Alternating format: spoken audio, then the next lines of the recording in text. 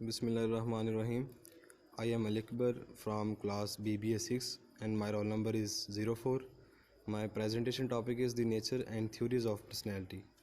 पहले मैं आपको पर्सनैलिटी के बारे में बताऊं कि पर्सनैलिटी क्या चीज़ है। पर्सनैलिटी इनर साइकोलॉजिकल करैक्टरिस्टिक्स होती हैं जो कि हर इंसान की अलहदा से होती हैं। Every person has its unique behavioural changes in certain circumstances के हर इंसान डिफरेंट कंडीशंस में मुख्तलिफ़ तरीके से बिहेव करता है और मुख्तलिफ़ तरीके से सोचता है और मुख्तलिफ़ तरीके से वहाँ पे एक्ट करता है। फॉर एग्ज़ाम्पल, अगर किसी को भूख लगी है तो एक इंसान डिफरेंट एक्ट करेगा इन कंपैरिजन टू अदर। ठीक है, हमारे पास पर्सनैलिटी के डिफरेंट फेसेट्स होते हैं। फेसेट्स का मतलब है कि हमारे पास उसके एस्पेक्ट्स डिफरेंट तरीके से होते हैं।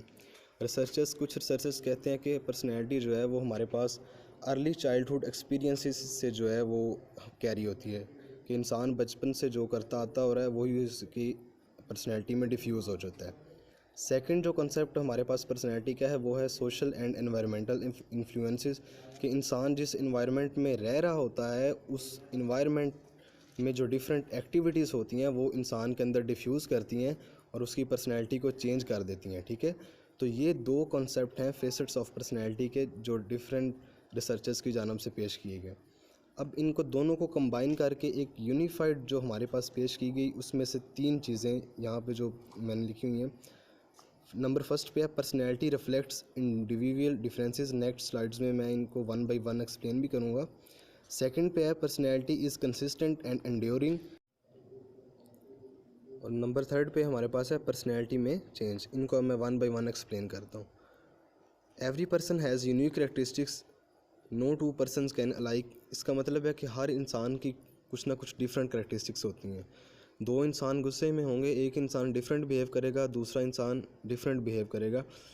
कुछ एक्सेप्शनल केसेस हो सकते हैं, लेकिन ये है कि अगर हम ओवरऑल व्यू देखें तो हर इंसान जो है वो डिफरेंटली बिहेव करता है इन वेरियस सर्कमस्टेंसेस। ठीक है, फॉर एग्ज़ाम्पल एक इंसान एथोसेंट्रिस्ट हो सकता है जिसका मतलब है कि वो फॉरेन मेड चीज़ों को पसंद करता है। दूसरा जो है वो इस चीज़ को डिसलाइक कर सकता है कि वो अपने कंट्री की चीज़ों को पसंद करे, मेड इन पाकिस्तान हो या वो किसी भी कंट्री का रेजिडेंट हो तो वो वहाँ की चीज़ों को पसंद करेगा। ठीक है, सेकंड है हमारे पास personality is consistent and enduring कि पर्सनैलिटी जो है वो अपने आप को कंसिस्टेंट और एंड्योर करने की कोशिश करती है कि आपने जो बचपन से अपने अंदर आदत पैदा कर चुके होते हैं वो उनको ही कंसिस्टेंटली रखना और एंड्योर करना चाह रहा होता है। ठीक है, फॉर एग्ज़ाम्पल मार्केटर जो हैं वो किसी भी इंसान की पर्सनैलिटी को चेंज नहीं कर सकते, लेकिन वो क्या कर सकते हैं, वो अपनी प्रोडक्ट को दूसरे की पर्सनैलिटी के मुताबिक जो है वो मैन्युफैक्चर कर सकते हैं ताकि वो एक अच्छी मार्केट डेवलप कर सकें और अपनी एक परसेंटेज जो है उसको इंक्रीज़ कर सकें। एक लड़की की एग्ज़ाम्पल ले लें कि जो कहती है कि मैं बचपन से जो है वो अपने कपड़ों की बड़ी हिफाजत रखती हूँ। तो ये अब बचपन से जो एक चीज़ चली आ रही है वो उसके बड़े होने तक भी वही चीज़ है, तो इसको हम कहते हैं personality is consistent and enduring.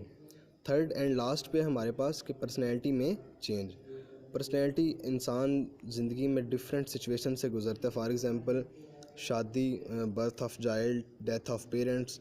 तो ये जो सारी चीज़ें हैं ये सारी चीज़ें मिल के इंसान की जो पर्सनैलिटी को है वो चेंज करते हैं। इंसान एक पहले बैचलर लाइफ गुजार रहा होता है, लेकिन जब वो एक मैरिज लाइफ में आता है तो उसकी डिफरेंट प्रायोरिटीज़ हो जाती हैं, वो डिफरेंट तरीके से जो चीज़ों को लेकर चलता है। इसी तरह जब एक इंसान के पेरेंट्स की डेथ होती है तो उसकी लाइफ में वो बहुत सारा इम्पेक्ट छोड़ के जाती है। तो ये चीज़ जो है वो पर्सनैलिटी को चेंज कर देती है। लास्ट पे हमारे पास ग्रेजुअल मैच्योरिंग प्रोसेस के जब आप बचपन में होते हैं आप ये चाह रहे होते हैं कि मेरी बात ठीक है, बाकी सब की बात गलत है, लेकिन जो ही आप थोड़ा सा मैच्योर होते हैं तो आप क्या करते हैं, जब आप मैच्योर होते हैं तो आप दूसरों की चीज़ों को या डिफरेंस ऑफ ओपिनियन को ऑब्ज़र्व करना स्टार्ट कर देते हैं। तो ये होती चीज़ है ग्रेजुअल मैच्योरिंग प्रोसेस। नेक्स्ट हमारे पास जो है वो है थ्योरीज़ ऑफ पर्सनैलिटी। बहुत सारे साइंटिस्ट ने जो है वो पर्सनैलिटी के बारे में रिसर्च की, बहुत सारे ने जो है वो इसके डिफरेंट एस्पेक्ट्स को स्टडी किया और एट द एंड उन्होंने 3 थ्योरीज़ जो हैं यहाँ पे मेजर थ्योरीज़ वो मैं यहाँ पे एक्सप्लेन करूँगा। नंबर फर्स्ट पे है फ्रॉयडियन थ्योरी, नंबर सेकंड पे है neo Freudian theory and the last is trait theory. सबसे पहले जो थ्योरी है वो है फ्रॉयडियन थ्योरी जिसके 3 पार्ट्स हैं। Number first is id, number second superego and the number last is ego. Id का मतलब ये है कि इंसान को, लेट से इंसान को भूख लगी है, तो वो क्या करेगा, उसकी कोशिश होगी कि मुझे जल्दी से जल्दी जो है वो खाना मिले। वो किसी और चीज़ की तरफ बिल्कुल भी नहीं सोचेगा, उसको खाना चाहिए बस, उसके अलावा उसकी कोई गरज नहीं है। तो जो सुपर गो सेकंड पार्ट है, सुपर गो उस चीज़ को रेजिस्ट करता है, मतलब कि भूख लगी है तो वो थोड़ा सा सोच के अपनी प्रॉब्लम को सॉल्व करे। सुपर गो का फंक्शन ये होता है कि वो इंसान को अब्रप्टली या गलत तरीके से काम करने को रोकता है।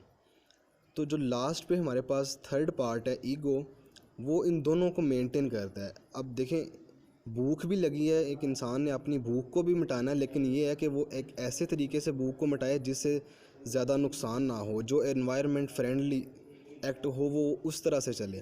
तो जो ईगो है वो इन दोनों आईडी और सुपरगो को मेंटेन करती है।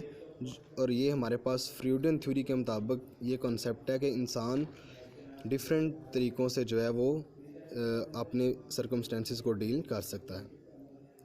नंबर सेकंड पे है हमारे पास न्यू फ्रीडन थ्योरी। इस थ्योरी में रिसर्चर्स ने जो है इनको 3 कैटेगरीज में डिवाइड किया हुआ है। नंबर फर्स्ट में है कंप्लाइंट कंज्यूमर, नंबर सेकंड पे है अग्रेसिव, नंबर थर्ड पे है डिटैच पर्सन। कंप्लाइंट का मतलब ये है कि ऐसे पर्सनस जो चाहते हैं कि वो कंप्रोमाइज़ करके चलें, वो हर एक को अपने साथ लेके चलें, किसी को नाराज़ ना करें, वो एक मोहब्बत भरा जो है वो एनवायरनमेंट क्रिएट करना चाहते हैं। इन कंट्रास्ट अग्रेसिव पर्सनस होते हैं जो हमेशा एक दूसरे पर्सन के अगेंस्ट चलते हैं, ठीक है। वो हर वक्त जो है अपने दलाइल देने की कोशिश करते हैं, हर चीज़ को अपोज़ करने की कोशिश करते हैं। फॉर एग्ज़ाम्पल कि वो अपोजिशन में रहते हैं, कि जो भी उनके सामने आप बात करेंगे वो उसका नेगेटिव लेके उसको डिफेंड करने की कोशिश करेंगे। और नंबर लास्ट पे डिटैच्ड पर्सन के जो अपने सेल्फ सेंटर्ड लोग होते हैं, जो अपने अलावा किसी को कुछ भी नहीं समझते, वो अपनी राय को ही सबसे ऊपर रखते हैं और किसी की मानने को वो तैयार नहीं होते, ठीक है। तो ये जो तीनों चीज़ें मैंने अभी एक्सप्लेन की हैं, ये चीज़ें जो हैं वो न्यू फ्रीडन थ्योरी के मुताबिक हैं, जो कि the nature and theories of personality के अंडर आती हैं। Last theory of personality is trait theory. Traits या आदात खुसाइल इंसान के जो हैं वो एक ज़ाती करैक्टरिस्टिक्स या पर्सनल करैक्टरिस्टिक्स होते हैं जो कि वेरी करते हैं from one person to another person. हर इंसान की एक इनहेरिटेंस होती है कि वो कुछ खसूसियात लेके पैदा होता है, अल्लाह ताला उसको कुछ खसूसियात अता करते हैं, वो उसके साथ आता है। अब इसको हम 3 कैरेक्टरिस्टिक में डिवाइड कर सकते हैं। नंबर फर्स्ट पे है इनोवेटिवनेस, नंबर सेकंड पे है मटेरियलिज्म एंड नंबर थर्ड पे है एथनोसेंट्रिज्म। इनोवेटिवनेस का मतलब है कि एक मार्केटर है, एक प्रोडक्ट मैन्युफैक्चरर है, वो एक चीज़ को मैन्युफैक्चर करता है। अब इनोवेटिव पर्सन क्या करेगा कि वो नई चीज़ को पसंद करेगा, ठीक है। तो ऐसे पर्सन जो नई चीज़ों को पसंद करते हैं वो इनोवेटिवनेस जो है वो ट्रेट रखते हैं, ठीक है। नंबर सेकंड पे है मटेरियलिज्म।